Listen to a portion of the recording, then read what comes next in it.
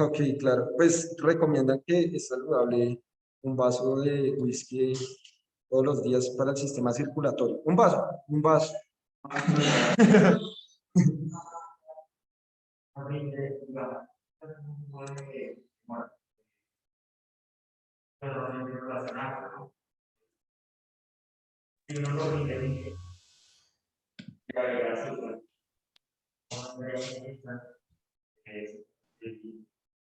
Sí, pues sería proporcional. Lo que pasa es que la fructosa también, cuando tú te lo tomas, la fructosa se vuelve glucosa en el cuerpo, ¿sí? En el hígado, se vuelve glucosa, entonces pues está recibiendo más.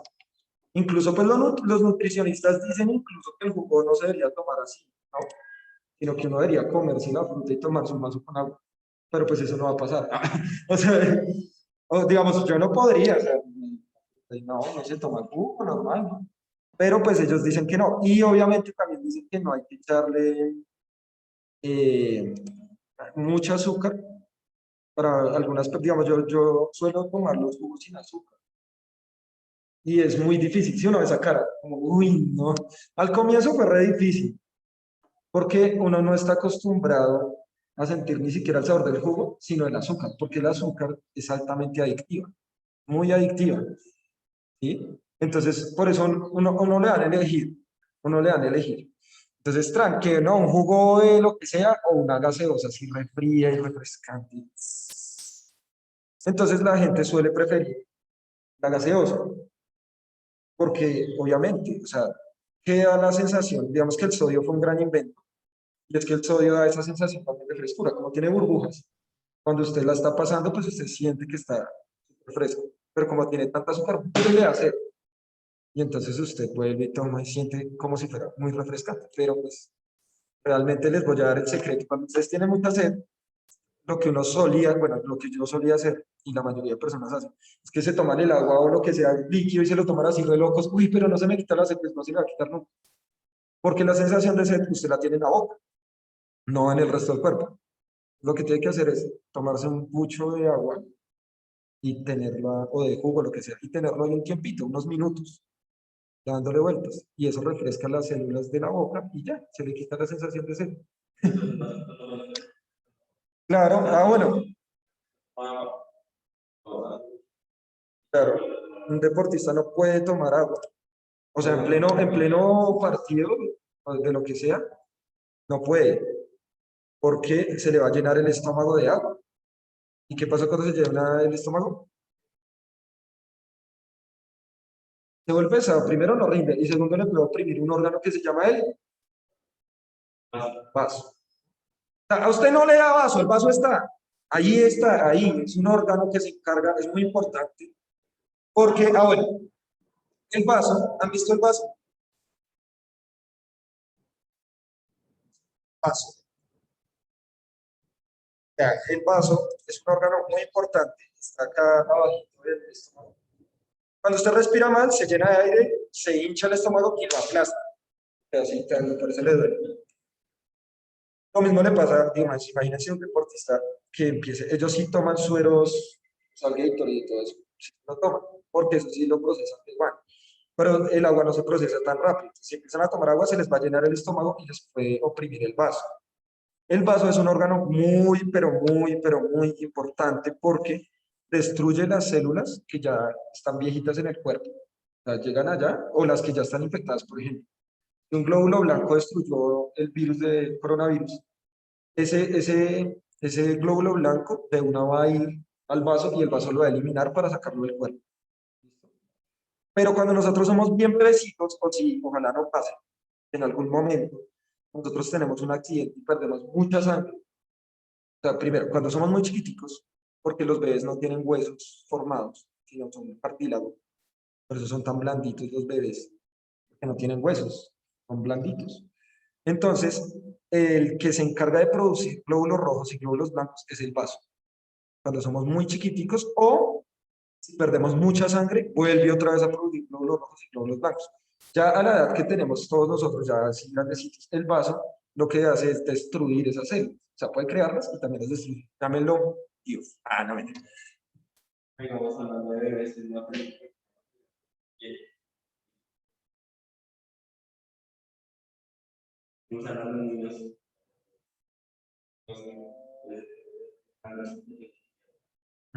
Muchas, supongo yo. Entonces, ellos dicen que son para los niños.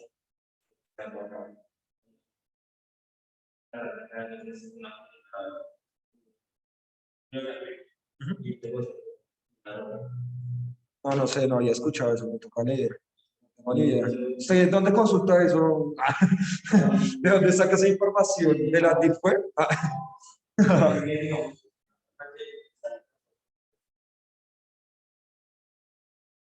Yo sí sé. Entonces, pues eso es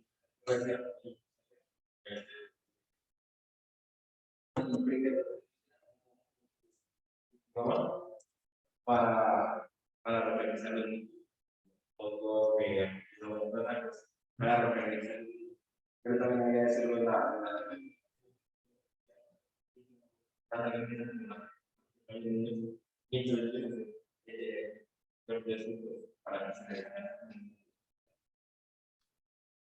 Bueno, no, me tocaría mirar, porque la verdad no desconozco. Pero, o sea, tiene sentido en la cuestión de que se produce dopamina. Y la dopamina sí es muy adictiva. O sea, mejor dicho, todas las personas, todos podemos ser adictos a lo que sea, a lo que sea. ¿De qué depende? De la cantidad de dopamina que se produzca con diversas acciones, digamos. Hay personas que son adictas al sexo, por ejemplo, y es porque el sexo produce también mucha cantidad de oxitocina y de dopamina, y eso es readictivo. Entonces, todas las drogas, por ejemplo, las que, sobre todo las drogas pesadas, o sea, la heroína, producen muchísima dopamina, entonces la gente se vuelve dependiente. Lo mismo pasa con el azúcar, que por eso se vuelve adictivo al azúcar, porque uno siente placer al consumir eso. Entonces se produce dopamina y se vuelve las personas adictas a las bebidas azucaradas. Por eso el azúcar también es considerada una droga. Recuerda que droga es toda aquella sustancia que modifica el funcionamiento normal del sistema nervioso. Es una droga. Entonces, si ya yo le doy exceso de azúcar, pues se va a descontrolar. Bueno, eso para el vaso. Ahí estamos viendo sistemas de una vez. ¿Listo? ¿Por qué estamos hablando de eso? O del azúcar en general. Porque quien se encarga de producir la glucosa es el cloroplasto. ¿Listo? Eso va a ser muy importante. Las plantas, ojo con esto también, hacen los dos procesos al tiempo. Hacen fotosíntesis en el cloroplasto, pero también hacen la respiración, porque tienen mitocondrias. Entonces, por ejemplo, ustedes les dicen en algún momento, eh, no duerman con plantas en su mismo cuarto y cosas así, porque en la noche ellas no hacen fotosíntesis, sino solo hacen el proceso de respiración, por tanto también liberan dióxido de carbono, usted puede ahogar. Sí, o sea, sí, liberan dióxido de carbono igual que nosotros, igualito, solo que obviamente lo hacen por cada una de sus células y lo liberan por poros en la planta. Nosotros lo hacemos por la nariz. Incluso por la piel, a veces cuando hacemos ejercicio sale nitrógeno y un poquito de dióxido de carbono puede salir. Pero principalmente lo hacemos por la nariz, ¿sí? Los pulmones, en cambio la planta lo puede hacer en cualquier parte de la planta.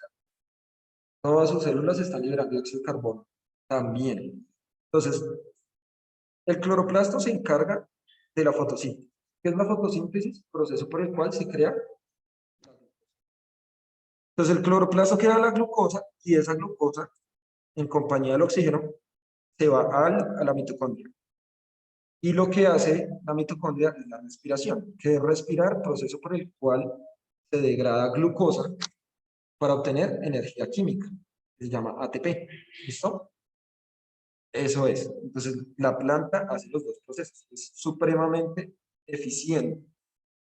Produce su comida, que es la glucosa, degrada esa glucosa para obtener energía y poder vivir.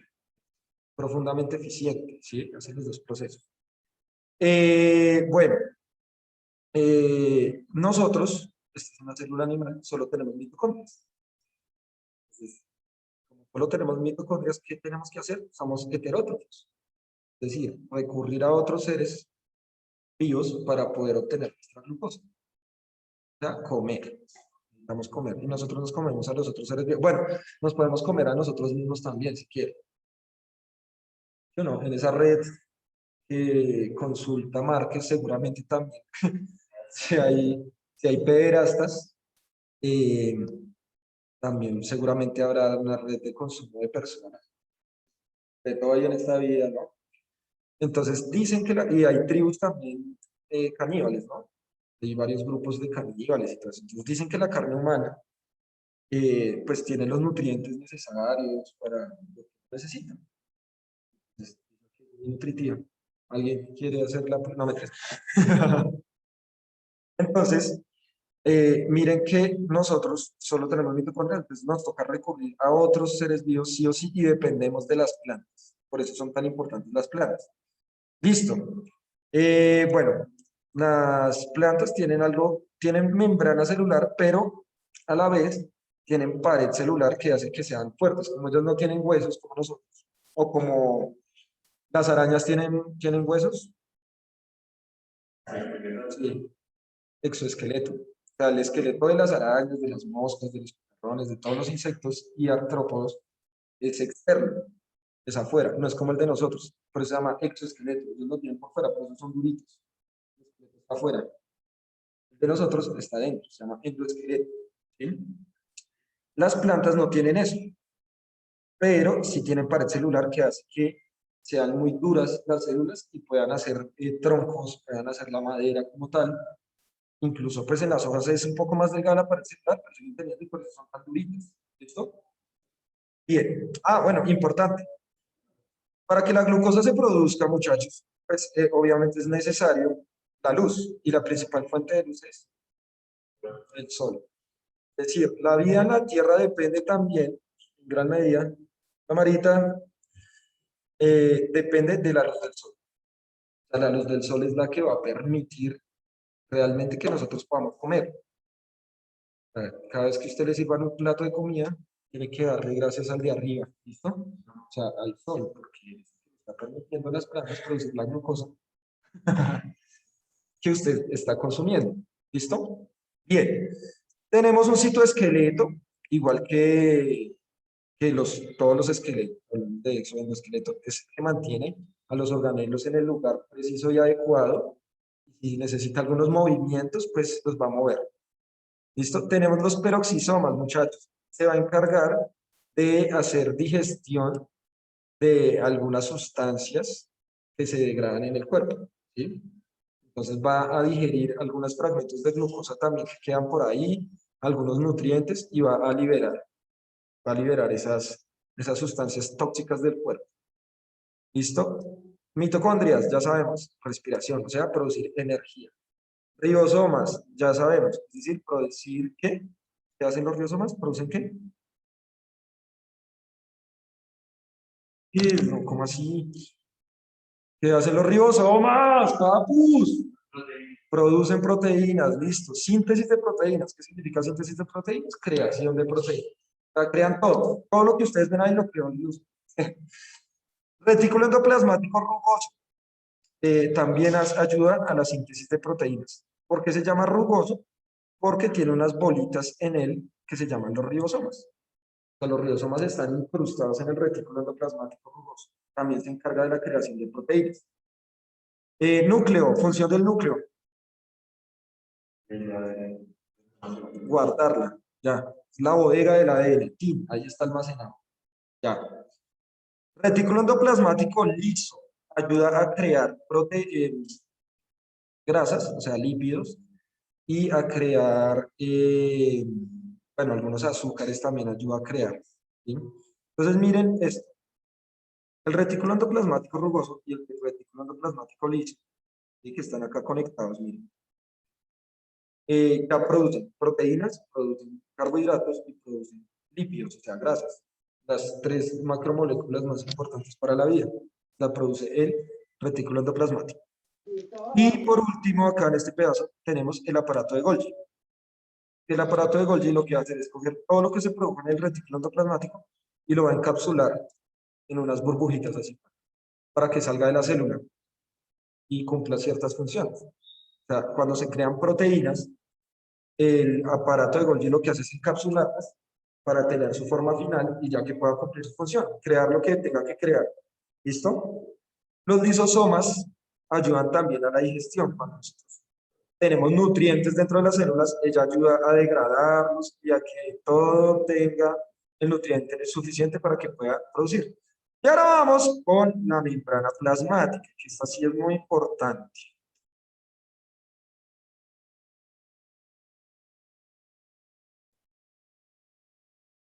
¿Mucha información?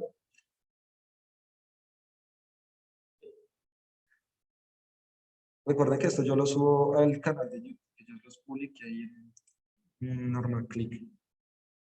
Entonces, quiero que miren esto. ¿Qué es lo que vamos a hacer? Ay, vamos a coger un fragmentico de esta célula, de esta pared celular acá. Vamos a coger ese fragmento.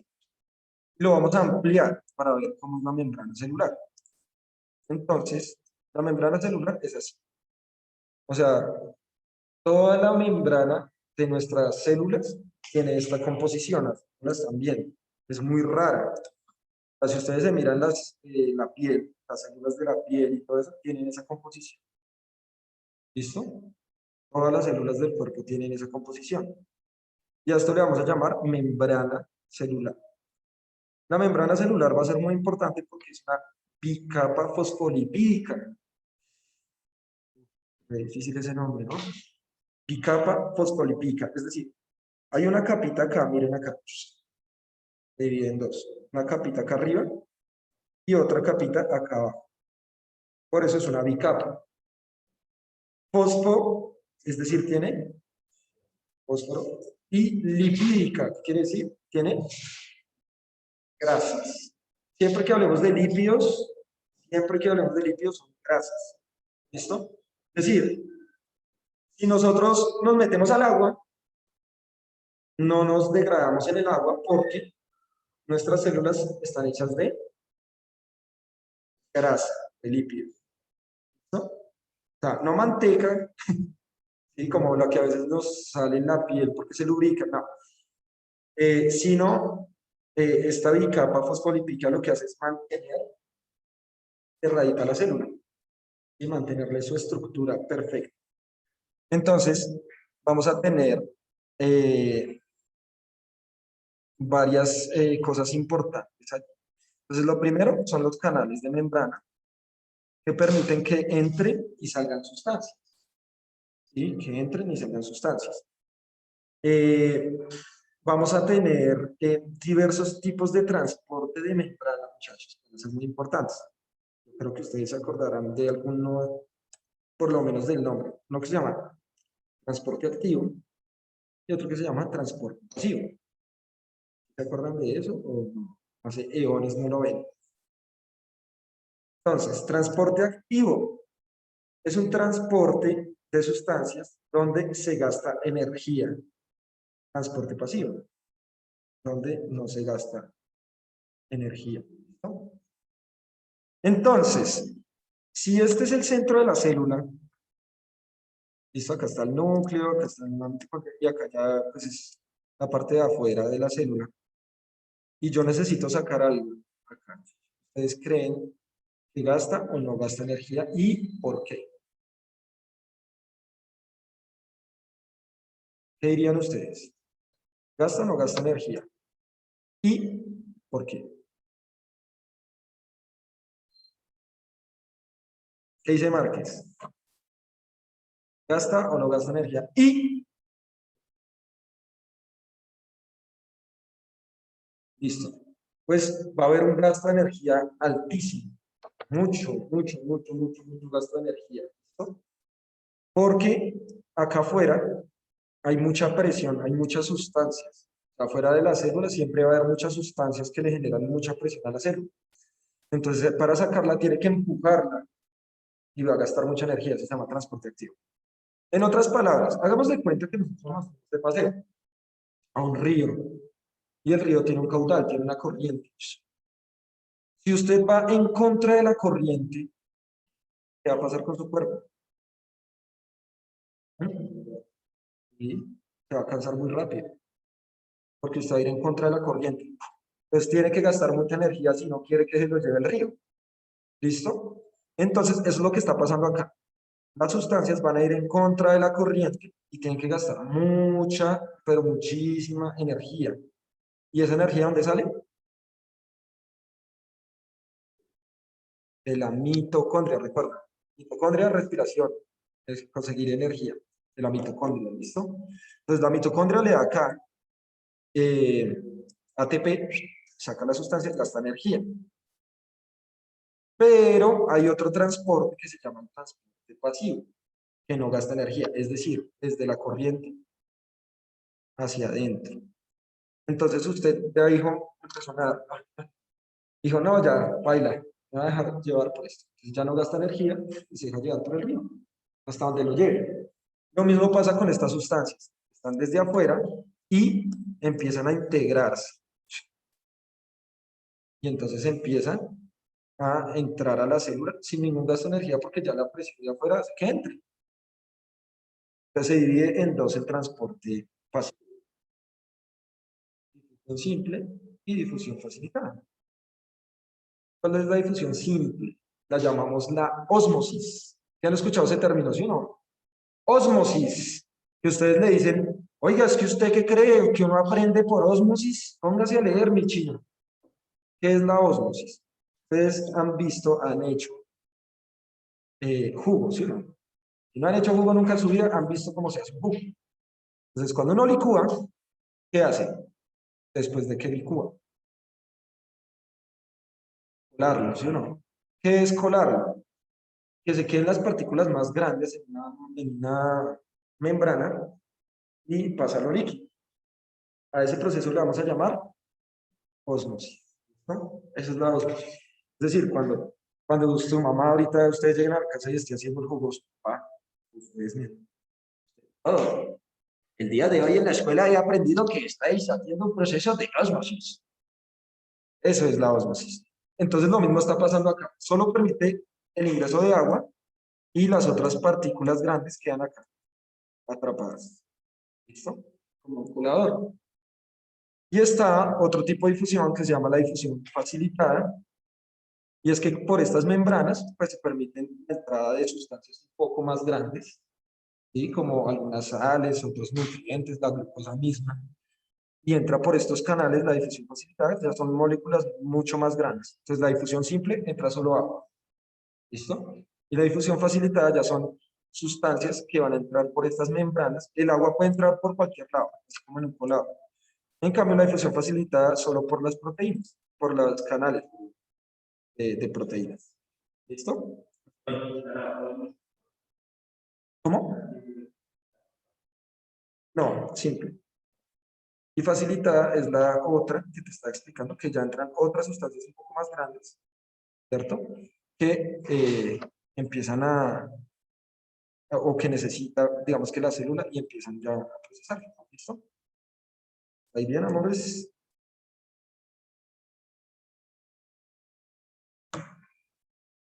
Bueno, ahora, eh, la membrana es digamos que un organelo que va a permitir la comunicación también con otras células. A partir de la membrana se pueden unir muchas células con otras, muchas, muchas, muchas. Entonces, ese proceso también va a permitir que se formen tejidos en las células eucariotas. Las células eucariotas pueden formar tejidos, es decir, se pueden agrupar entre ellas. Las procariotas no.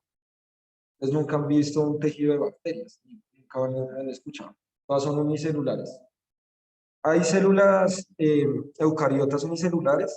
Sí, sí las hay. Los protistas, pero, y los hongos también. Pero también forman tejidos. Los animales y los vegetales son los principales tejidos que forman estas celulitas. ¿Listo? ¿Hasta ahí bien, mis amores? Ahora, cuando nosotros empezamos a ver los tipos de células, solo estamos hablando de tipos de células, ya sabemos cuáles son las eucariotas y las aparecen los dominios. ¿Cuáles eran los dominios? Eucariota, eucariota bacteria y arquea. ¿Listo? Son los tres. Ahora, esos se van a subdividir. Y ya no los llamamos dominios, sino los vamos a llamar reinos. ¿Listo? Que casi siempre nos los explican desde ahí. Casi siempre nos explican la taxonomía desde los reinos. Esta imagen me gusta.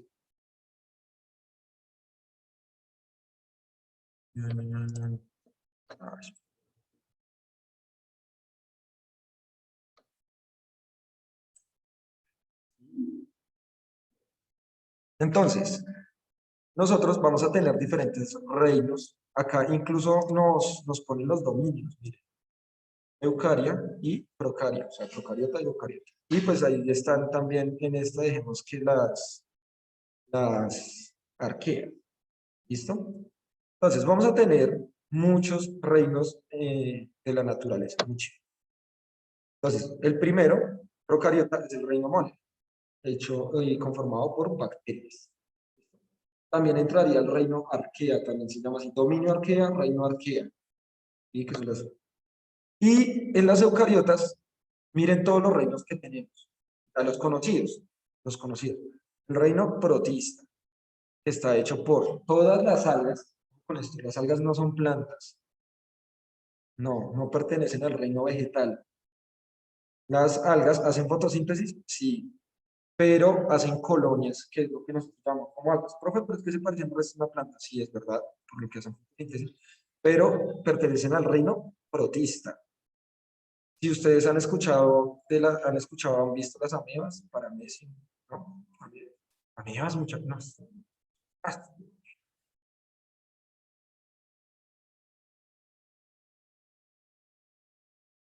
Las amebas son unos protistas muy chiquititos, eucariotas, obviamente, que se pueden reproducir en nuestro cuerpo cuando no lavamos bien las verduras, sobre todo las verduras.